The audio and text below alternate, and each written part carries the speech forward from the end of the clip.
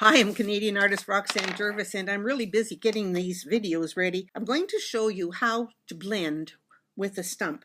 Now, normally on the back page of my sketchbook, wrong sketchbook, I put tape on the corner here and tape on the corner here so that every time I want to go to pick up graphite, I can do that. I can also use the graphite on this page for drawing with and shading. And what you can do then is you don't ever use the point of your stump. It's rolled paper. You don't ever use the point on your stump. You use the side of it and hold it like this so you can put a little bit of pressure on the point, the whole side of the point, but not a lot. And then drawing from the dark side to the light, you can get rid of those pencil marks by what I call smudging or shading,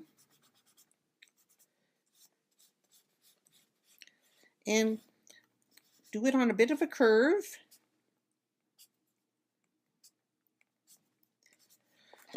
And you see how nice the transition of dark and light is.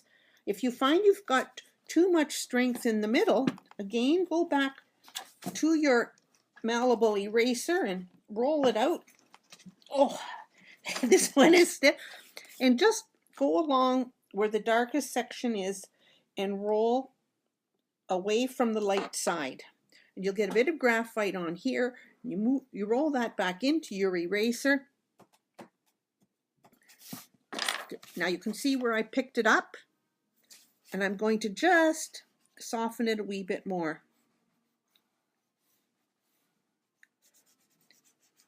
Now, if need be, you can also use your Tortillion, which is the little one, and this is the one that we use for drawing.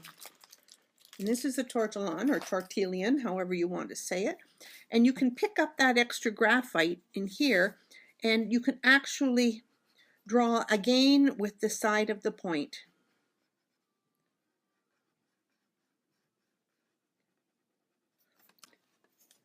What I've shown with this makeup brush, I have shown on a previous video how to get the brush bristles. And then here we've put the shading in to get the roundness, darkened this side because the light is coming from this angle, and then used the stump to shade it, malleable eraser to remove some of the excess graphite, and the Tortillion to do some drawing. So there's a few hints for you. Thanks for watching. Please subscribe. We'll see you next time.